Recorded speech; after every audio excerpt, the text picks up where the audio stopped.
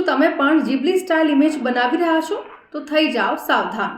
નમસ્કાર, સંદેશ ન્યૂઝના digital platform સાથે હું છું માલવી. અત્યારે સોશિયલ મીડિયા પર Ghibli style AI generated pictures બનાવવા અને એને શેર કરવાનો ટ્રેન્ડ ખૂબ જ વધી રહ્યો છે. લોકો ઇન્સ્ટાગ્રામ અને ટ્વિટર જેવા પ્લેટફોર્મ પર પોતાની અને તેમના પરિવારની એઆઈ જનરેટેડ તસવીરો પોસ્ટ કરી રહ્યા છે. આ ટ્રેન્ડ ચોક્કસપણે એટ્રેક્ટિવ તો લાગે છે, પરંતુ થોડા વર્ષો પહેલા ક્લિયરવ્યૂ એઆઈ નામની કંપની પર પરમિશન વગર સોશિયલ મીડિયા અને ન્યૂઝ વેબસાઇટ્સમાંથી 3 અબજથી વધુ ફોટા ચોરી કરવાનો અને એ ડેટા પ્રાઇવેટ કંપનીઓને વેચવાનો આરોપ મૂકવામાં આવ્યો હતો. તેવી જ રીતે આઉટબોક્સ નામની ઓસ્ટ્રેલિયન કંપનીનો ડેટા મે 2024માં લીક થયો હતો, જેમાં ફેશિયલ સ્કેન, ડ્રાઇવિંગ લાયસન્સ અને લાખો લોકોના એડ્રેસ સાર્વજનિક થયા હતા, જેના કારણે આઈડેન્ટિટી ચોરી અને સાયબર ફ્રોડ જેવી ઘટનાઓ વધી.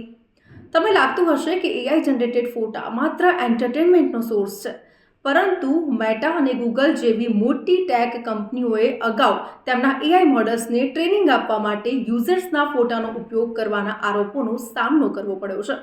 હવે આવી બધી વસ્તુઓથી, આવા સાયબર ફ્રોડથી સેફ રહેવા માટે તમારે શું કરવાનું છે?